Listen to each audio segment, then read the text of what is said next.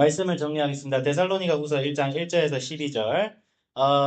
이제 바울은 편지를 쓸 때 항상 먼저 인사와 감사 단락이 먼저 있어요. 1절에서 1절은 뭐예요? 은혜와 평강이 너에게 있을지어다. 은혜와 평강을 구해야 됩니다. 우리의 인생과 삶 속에 은혜와 평강은 너무 중요해요. 은혜는 뭐예요? 예수님이 우리에게 값없이 은혜를 주신 그 은혜. 은혜는 내가 뭘 잘해서 얻은 게 아니에요. 하지만 내가 그것을 얻었기에 이제는 감사하는 마음으로 살아갑니다. 평강은 뭐예요? 그 하나님이 우리에게 주신, 그러니까 예수님의 십자가의 보혈로 우리가 그 은혜를 받았을 때 우리에게 나타나는 열매예요. 우리가 누리는 열매예요. 여러분, 사과나무를 심으면 사과가 자라야 되죠. 그렇죠? 은혜를 심으니까 뭐가 자라는 거예요? 평강이 자라는 거예요. 평강이. 그러니까 예수 믿는 사람의 삶 속에 평강이 없고 막 스트레스 받고 막 사역이 바쁘다고 막 치이고 이거는 뭔가 잘못된 거예요. 그 고난 아니에요. 뭔가 잘못된 거예요. 고난 받는 자에게는 그 마음속에 평강을 잃지 않습니다. 그게 초자연적인 삶이에요. 초자연적인 삶이에요. 그랬을 때, 그리고 3절에서 4절은 뭐예요? 감사 기도가 나오죠. 사도 바울은 항상 편지를 쓰면서 교회를 격려할 때 그 교회가 뭔가 잘못된 일이 있어도 먼저 격려부터 해요. 감사할 것을 먼저 찾아요. 너가 이렇게 한 거 너무 잘했다. 내가 그것 때문에 너에게 감사한다. 그리고 나서 뭔가 잘못된 것이 있으면 지적을 해요. 근데 우리가 세상을 바라보고 교회를 바라보는 그 자세가 그런 자세여야 돼요. 여러분들 중에 팩트가 너무 중심이 돼가지고 상대방의 잘못된 점에 대한 지적을 굉장히 날카롭게 하는 사람이 있다. 여러분들은 축복받았습니다. 여러분들은 어떤 달란트가 있냐면 저널리스트라든지 아니면 사회를 분석할 수 있는 학자로서의 자질이 있어요. 학자로서의 자질 있는 사람들 특징이 딱 보면 뭘 고쳐야 될지 싹 다 보여. 그냥 싹 다 보여. 근데 이런 사람들이 수명이 제일 짧아. 왜? 부정적인 생각을 자기도 모르는 사이에 너무 해대니까 활성산소가 몸에 막 픽픽픽 튀 나와가지고 죽어요. 그래서 신문 기자들 평균 수명이 65세인가? 목사들 평균 수명은 89세인데 그런 게 있어요. 그 차이가 있어요. 실제로 요즘도 그런지 잘 모르겠어요. 요즘 목사들도 스트레스 많이 받으니까 모르겠는데 그 선생님이 한 10년 전에 뭐지? 선생님 한 대학교 때 봤던 통계는 그랬어. 그 신기했어. 종교인 그러니까 스님들도 포함이야. 스님들도 긍정적으로 살잖아. 고통도 없고 죽음도 없고 막 그러잖아.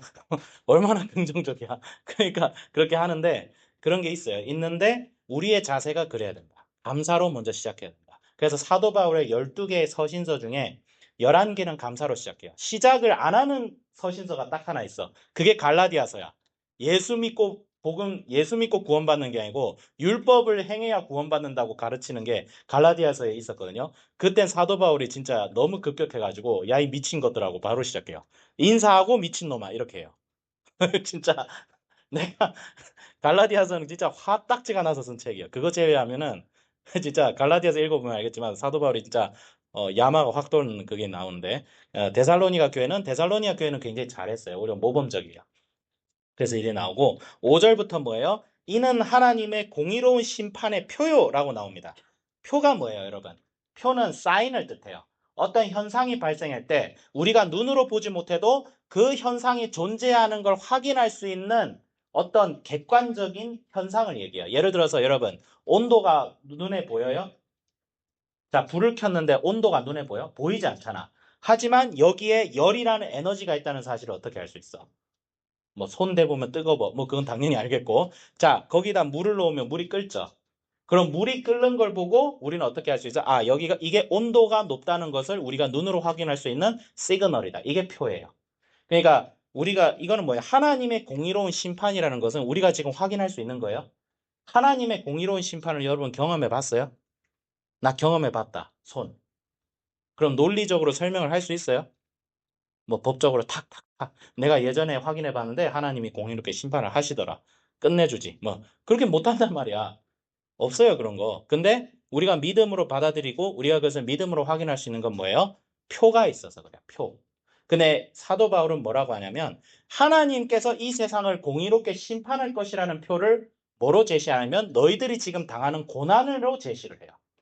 봐라, 너희들이 예수님 믿으니까 고난이 오지? 이거는 하나님께서 공의롭게 이 세상을 심판하시겠다는 증거야. 그렇게 얘기하고 있는 거야. 왜? 구약의 선지자들이 수없이 얘기했어요. 경건하게 사는 자에겐 반드시 고난이 있고 심판이 있다. 그리고 예수님도 분명히 제자들에게 여러 번 얘기했어요. 너희들이 예수 제대로 믿으면, 너희들이 나를 따르면 고난이 있을 거야 라고 얘기를 했어요. 자, 고난을 얘기하신 이가 심판도 얘기했어요. 그러면 고난이 우리의 삶 속에 있다는 것은 다른 말로 하자면 뭐예요? 심판이 있다는 거예요, 없다는 거예요? 심판이 있다는 거예요, 없다는 거예요? 있다는 거잖아. 예수님 말대로 고난이 우리에게 찾아왔다는 말은 예수님 말대로 나중에는 심판도 찾아온다는 거야, 안 온다는 거야? 사도 바울은 그렇기 때문에 갈라디아 교인들에게 너희들이 지금 받는 고난이 너희들에게 절망이 되지 않고 하나님께서 지금도 공의롭게 이 세상을 다스리고 계시고 너희들을 통하여 이 세상을 변화시키기 위하여 지금도 움직이고 행하고 계신다는 사실을 믿고 자긍심을 가지고 용기를 가지고 나아가라는 거예요. 그게 지금 사도 바울이 지금 데살로니가 교인들에게 하는 말씀이에요. 그거예요. 위로와 함께 희망을 주고 확신을 주는 거예요. 여러분의 삶이 여러분 주변 사람들에게 그런 사람이 돼야 돼요. 여러분, 우리 인생 속에는 고난이 있고 고통이 있고 어려움이 있어요. 하나님 천상에 계신 하나님은 멀리 계신 것 같고 우리는 이 땅에서 찌그러져 있는 것 같아. 뭐 죽고 나면 천국 간다고 얘기를 하는데 그거는 먼 훗날의 얘기 같아. 그럼 우리가 희망을 얻을 길은 바로 죽는 거야, 그냥? 아니잖아요. 그렇지 않아요. 그렇지 않습니다. 그 나라를 위하여 너희가 또한 고난을 받느니라. 우리가 지금 이 세상을 살아가는 이유는 하나님 나라를 세우기 위한 거예요. 하나님 나라를 세우기 위해서 고난을 받는 것인데 너희로 환난을 받게 하는 자들에게는 환난으로 갚으시고 이거는 뭐예요? 오늘 목사님이 얘기했죠? 교회를 핍박하는 자들은 심판이 있을 것이다. 그래서 선생님 좀 추가로 얘기할게요. 고난에는 두 종류가 있어요. 죄를 짓지 않았지만 하나님 나라와 의를 위해서 받는 고난이 있고 죄 지어서 받는 심판이 있어요. 전자는 평강 가운데 받을 수 있는데 후자는 회개하지 않으면 힘들어요. 선생님은 한국교회 임한 심판은 두 번째 요소라 그 후자라고 생각하거든. 근데 후자라 할지라도 교회를 힘들게 하고 교회를 핍박하는 세력은 하나님께서 심판하십니다. 그래서 하나님께서 바벨론이란 그 악한 제국을 사용하셔서 자기 백성인 유다를 심판하신 다음에는 바벨론을 없애버리시죠.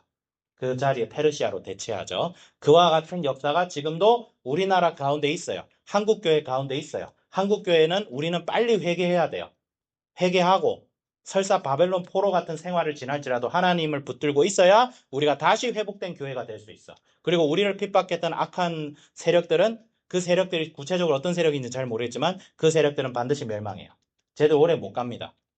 근데 중요한 건 하나님의 심판을 받을 때 교회를 핍박하고 너희들에게 고난을 주었던 자에게는 환난으로 갚으시고 그렇지만 하나님을 모르는 자들, 우리 주 예수 그리스도의 복음에 복종치 아니한 자들에게는 형벌을 내리신다라고 돼 있어요. 네, 라고 돼 있고 하지만 우리에게는 뭐예요? 환난을 받는 너희에게는 우리와 함께 안식으로 갚으시는 것이 하나님의 뭐다? 공의라는 거예요. 그러면 생각해 봅시다. 이 하나님께서 우리에게 주신 안식은 단순히 죽어서 받는 것일까요? 죽어서 받는 게 주이긴 해요, 사실은. 여러분, 죽음은요, 우리 인생에 그렇게 멀지 않아요. 여러분, 100년 전만 해도요, 죽음은 굉장히 흔한 것이었어요. 아침에 일어났더니 동상에 걸려 얼어 죽어가는 어린이 시체들을 트럭에 담아서 버리던 게 우리나라였어요. 이게 선교사들의 증언이에요. 하룻밤 자고 일어났더니 일가족이 전염병 걸려서 죽는 게 우리나라였고 중세 유럽이었고 고대 사회였어요. 고대 사회는요 평균 수명이 25이었어. 30이면 선생님이 지금 뭐 35인데 옛날에 30이면 손자보는 나이였어요. 예수님이 청년 예수라고 하는데 그 당시에는 청년 예수가 아니고 장년 예수예요. 왜냐면 그 당시 인구학적으로 15살, 17살이면 다 결혼했거든요. 그럼 20살 전에 애 한 명 낳을 거 아니야. 얘가 한 10살, 15살 정도 되면, 또 애를 낳을 거 아니야. 그럼 30쯤이면 손자를 일찍 볼 수 있는 나이가 돼요, 실제로. 그래서 예수님은 청년 예수가 아닙니다. 장년 예수예요. 지금으로 치면 50대셔, 예수님이. 그렇게 젊은 나이가 아니십니다. 중요한 건 뭐냐면, 중요한 건 뭐냐면, 우리에겐 죽음이 원래 그렇게 멀지 않다는 거예요. 현대 과학과 의학이 발전되면서 마치 죽음은 먼 훗날의 얘기인 것처럼 하는데 아니에요, 여러분. 죽음 그렇게 멀지 않아요. 30이 됐는데 병 걸려서 돌아가신 분들 얘기 들어보면 자기도 이렇게 죽을 줄 몰랐대요. 어. 물론 예수님과 함께 동행하시는 분들은 희망이 있죠. 갈 곳이 있으니까. 근데 없으신 분들 보면 내가 마음이 아파. 마음이 아파. 예수님 혹시 이 사람들 뭐 혼수 상태일 때도 복음 좀 전해주시면 좋겠다. 그 생각이 들어요. 마음이 너무 아파요. 선생님 예수 안 믿고 돌아가신 분들 보면 너무 마음이 아파요. 마음이 깨질 것 같아. 근데 죽음이 우리한테 그렇게 멀지 않습니다. 안식을 기다리는 자세를 가져야 돼요. 네, 가져야 됩니다. 하지만 우리가 살면서 누려야 될 안식이 있어요. 예수님과 함께 할 때. 그래서 11절에 뭐라고 되어 있어요? 우리도 항상 너희를 위하여 기도함은 우리 하나님이 너희를 그 부르심에 합당한 자로 여기시고 모든 선을 기뻐함과 믿음의 역사를 능력으로 이루게 하시고 봐요. 기뻐함과 믿음의 역사를 능력으로 이루게 하신다. 우리에게 기쁨이 있습니다. 알겠죠? 예수 믿는 사람들에게는 고난이 있지만 고난을 이기는 기쁨이 있습니다. 그 기쁨을 상실하지 못합니다. 예수님이 우리의 하나님 되시는 것만큼이나 우리의 기쁨은 상실이 안 되는 거예요. 그것이 만약에 상실이 되어진다면 내가 하는 모든 일이 속에 복음이 오히려 없을 수 있다는 증거가 될 수 있어요. 그래서 여러분들 혹시 여러분 중에 교회를 열심히 하고 봉사 열심히 해왔던 사람들, 특히 선생님도 목사님 아들이니까 얘기할게요. 목사님 아들과 자녀가 교회 일을 하다가 기쁨을 잃어버리는 경우가 너무 많아요. 왜? 교회 일과 복음이 혼동이 되거든. 교회 일 열심히 하는데 그 속에 복음이 없을 가능성이 있을 수 있어요. 행사 지옥이 되는 거야. 그래서 선생님이 신학교에 교회 전도사님들 보면서 이분들이 복음 전하는 사람이 아니고 기획자인 것 같다. 기획을 기깔나게 잘해요. 어디서? 어디 광고사에 들어가면 일 잘할 것 같아. 그게 나쁘다는 게 아니야. 하지만 복음이 실종된 상태에서 일만 열심히 하니까 기쁨이 잃어버리는 거예요. 그러니까 여러분들이 다 여러분 대부분 교회 가서 진짜 여러분 리더가 될 거예요. 선생님 졸업생들 보면 이 졸업생들 때문에 막 한인교회가 막 활성화되는 역사도 있어. 선생님 감사해. 근데 좀 걱정이 돼. 이게 복음이 중심이 되고 있는가? 주의해야 돼요. 선생님도 주의해야 돼. 나 같은 사람이 제일 주의해야 돼. 내가 목사가 됐는데 교회 그냥 양적 부흥 위해서 너희 같은 어린애들을 일꾼으로 돌리고 복음은 없이 하면 난 나쁜 목사 되는 거예요. 그렇게 안 되려고 노력하고 있어요. 그런 거예요. 좀 시간이 다 가는데 그래서 적용은 뭐예요? 항상 감사와 인사로 먼저 나서고 어려움을 고난을 기쁨으로 이길 수 있는 예수 그리스도의 피 묻은 십자가 그 피가 절절히 흐르는 십자가를 항상 마음에 새기고 말씀과 기도의 삶이 여러분 삶의 중심이 되어서 정말 희락과 기쁨으로 여러분 삶의 고통과 고난도 돌파하는 그런 우리들이 되어지자라고 적용하겠습니다. 기도하겠습니다. 하나님 아버지 감사합니다. 기쁨과 고난은 우리의 삶을 이루는 양대축입니다. 예수님이 우리에게 주시는 기쁨이 있을 때에 그 어떤 고난과 어려움이 찾아오도 그 기쁨을 능가하는 것이 없음을 믿습니다. 주여 주님께서 장차 오셔서 이 세상을 심판하시고 그러나 우리에게 기쁨과 공의를 허락하심이 있음을 믿습니다. 주여 오늘의 어려움을 사람 탓, 환경 탓으로 돌리지 아니하고 그럴수록 더욱 주님을 바라보게 하여 주시옵소서. 감사드리며 우리 주 예수 그리스도 이름으로 기도드립니다. 아멘.